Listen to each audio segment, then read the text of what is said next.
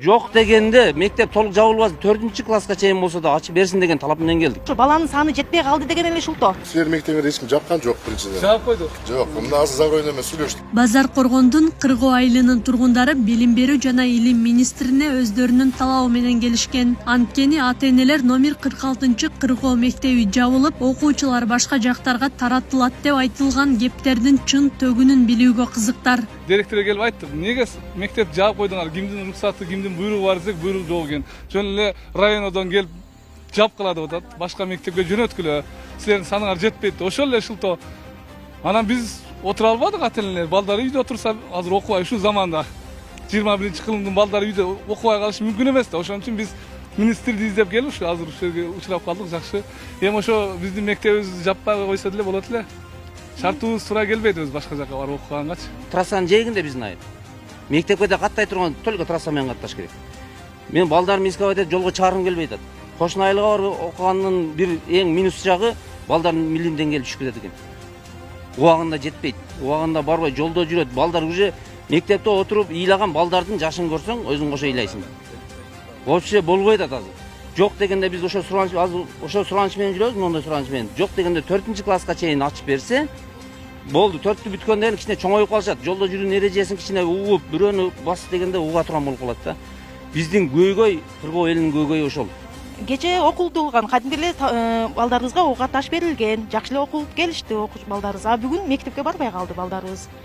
Эмне себептен барбай калды десек, ушу баланын саны жетпей калды деген эле ушулто экен. Балдар эми 15-16 окуучу бар экен. Жетиштүү эле. Биз мектепте отурдук, эч кандай окуучу болбоду. Биз өзүбүз мектепте чогулуп, мектептен келдик. Биздин директорубуз ошол айтты, ал айтты, ошондой буйрук болуп атат, биз жабышыбыз керек мектепти деди.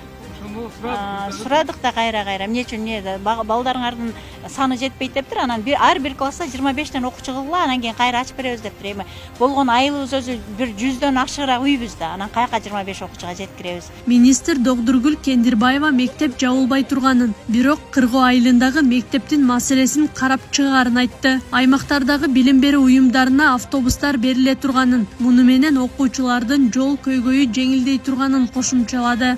Бул маселени биз персоналдуу карап көрөбүз. Мен азыр экономикалык эффективдүүлүгү боюнча мына райондор менен дагы азыр сүйлөшөм толугу менен. Ар бир мектепте атайын мен өзүм индивидуалдуу карап келе жатам. Климаттык шарттын, ал шаардын же калк жашаган жерлердеги канчалык деңгээлде элдердин көбөйүш процесси болуп жатат, же болбосо кандай деңгээлде экендигин азыр биз райондук билим берүү бөлүмдөрү менен чакырып сүйлөшүп, анан сиздерге Кыргоо айылы боюнча толугу менен беребиз.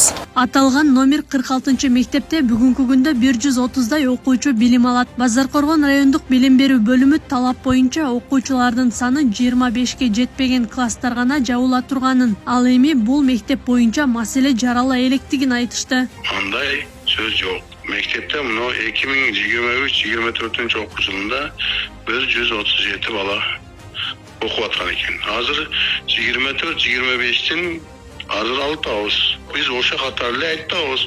Баланын саны 25ке жетпей турган болсо, анан кийин класстар кыскарат деп. Биз жактан ал мектеп жабылат деп кысым болбойт, эч кандай себеби ал мүмкүн эмес. Сөз болуп жаткан номер 46 мектептин имараты 1974 жылы малчыларга үй катары курулган. Кийин 91 жылы Ашар жолу менен 4 бөлмөлүү кошумча имарат салынган. Аклай Карабаева, Шерзат Эгемердиев, Регион.